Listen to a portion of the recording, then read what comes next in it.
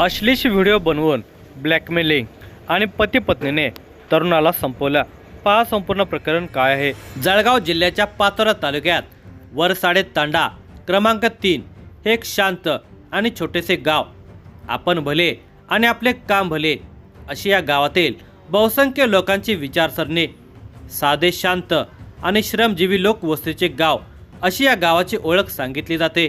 दुपारच्या जेवणाचा डबा सकाळी हातात घेऊन शेतामध्ये जाणारी माणसं, दुपारी झाडाखाली विसावणारे वृद्ध आणि सायंकाळी बहुसंख्य घरातून उठणारा चुलीचा धूर, असे या गावचे चित्र। या गावातील जीवनचक्र नेहमीच्या लयेमध्ये सुरू होते। दिनांक 24 फेब्रुवारी 2026 ची रात्र या गावाच्या इतिहासामध्ये एक काळी रेष उमटवून गेली।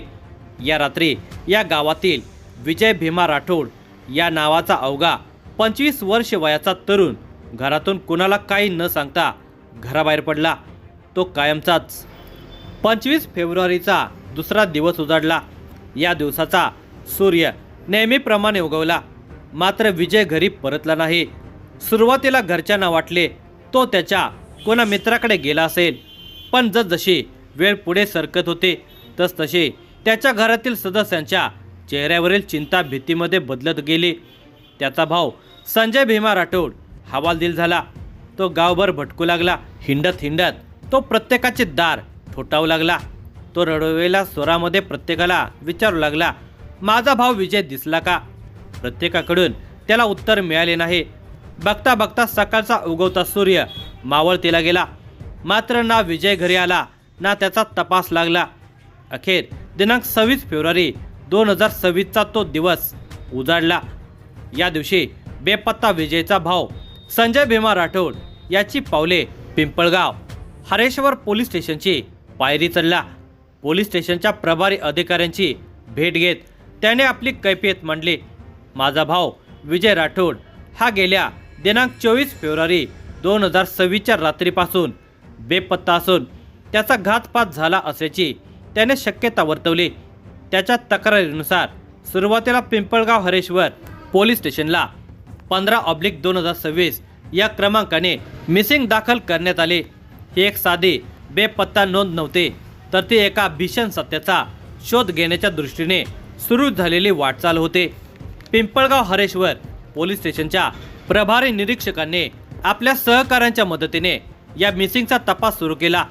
बेपत्ता विजय राठोड याचे mobile call details, location tracking, त्याने केलेला शेवटचा कॉल, त्याला शेवटचे कुणी पाहिले, या मार्गाने तपासाला सुरुवात झाली। या तपासाचा एक एक धागा जोडण्यात आला। या सर्व तपासातून एक संशयास्पद नाव पुढे आले, ते म्हणजे गावातील रहिवासी असलेल्या संजय परशुराम जाधव याचे। संशयाची सुई संजय जाधव याच्यावर स्थिरावली। त्याला चौकशी कामी पोलीस स्टेशनला बोलावण्यात आलं। सुरुवातीला त्याने साळसूदपणाचा आव आणला, आपल्याला या ठिकाणी का बोलावले, या ठिकाणी माझे काय काम आहे, अशा आविर्भावात तो बोलू लागला। मात्र प्रभारी अधिकाऱ्यांच्या प्रश्नांनी त्याचा तोल ढासळण्यास सुरुवात झाली। असत्य ऐकण्याची खरी मजा तेव्हा असते ज्यावेळी आपल्याला सत्य माहिती असते।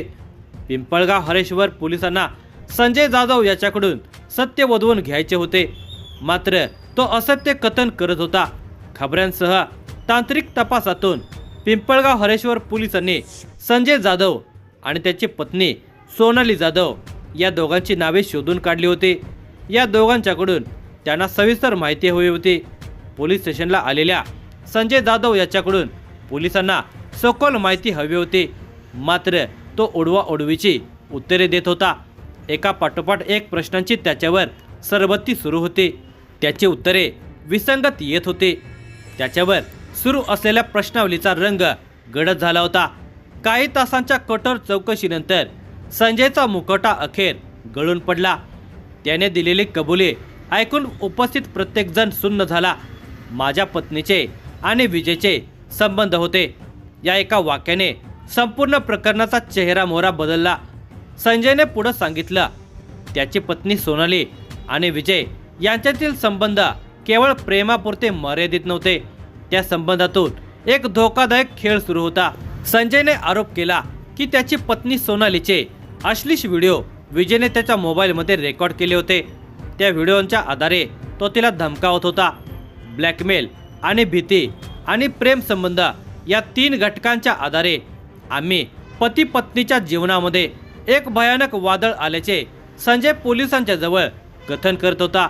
या भयानक वादळाचे रूपांतर विजयच्या खुनात झाल्याचे संजयने कथन केले। एकीकडे पत्नीचा विश्वासघात, दुसरीकडे समाजात होणारी बदनामी आणि तिसरीकडे ब्लॅकमेलची भीती याची परिणिती संजय आणि सोनाली या दाम्पत्याकडून विजयच्या खुनात झाल्याचे पोलिसांच्या लक्षात आले। प्राप्त माहितीच्या आधारे संजय आणि सोनाली या पती पत्नीने विजयच्या हत्येचा कट रचला। या कटाचा भाग म्हणून दिनांक 24 फेब्रुवारी 2026च्या रात्री सोनालीने विजयला फोन करून बोलावून घेतले। नेहमीप्रमाणे आपल्याला सोनालीने बोलावले असेल असे विजयला वाटले असावे।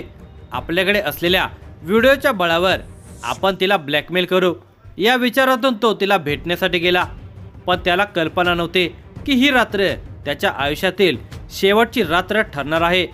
मिळालेल्या माहितीच्या आधारे बेपत्ता विजय जाधव याच्या कथित खून प्रकरणी पिंपळगाव हरेश्वर पोलीस स्टेशनला संजय जाधव आणि सोनाली जाधव या दाम्पत्याविरुद्ध खुनाचा गुन्हा दाखल करण्यात आला। दोघांना अटक करण्यात आली। मात्र त्या रात्री नेमकं काय घडलं याचं पूर्ण सत्य अजूनही धूसर आहे। अटकेतील संजय जाधव आणि सोनाली जाधव हे संशयित आरोपीच्या कटड्यातील दाम्पत्य कधी सांगतात आम्ही विजयचा गळा आवळून खून केला, कधी सांगतात आम्ही त्याच्यावर लोखंडी हत्याराने वार केले आणि त्याच्या मृतदेहाची विल्हेवाट लावली। पण एक गोष्ट जवळपास खरी आहे की त्या रात्री विजयचा निर्दयपणे खून करण्यात आला होता। विजयचा जीव घेण्यात आला आणि त्याच्यासोबत अनेक प्रश्न अजूनही अंधारात गडप आहेत। हा खून झाल्यानंतर तपासाचा पिक्चर अजून बाकी आहे। संजय आणि सोनाली यांनी मिळून पुरावे नष्ट करण्याचा प्रयत्न केला आहे। मृतदेहाची विल्हेवाट लावण्यासाठी त्यांनी वेगवेगळे मार्ग अवलंबले आहेत। पोलिसांना ते कधी सांगतात की आम्ही मृतदेह जाळला, कधी सांगतात की आम्ही तो नाल्यामध्ये फेकून दिला, कधी जंगलात टाकून दिल्याचे सांगतात। या परस्पर विरोधी कथामुळे पोलीस तपास अधिक गुंतागुंतीचा बनला आहे। ही कथा केवळ गुन्ह्याची नाही तर मानवी भावनांच्या धोकादायक बाजूची आहे। आजही वरसाडे तांडा या गावामध्ये रात्री स्मशान शांतता असते। त्या शांततेमध्ये एक भीती दडलेली असते। बेपत्ता विजय परत येणार का? विजयचा आवाज परत ऐकू येणार का?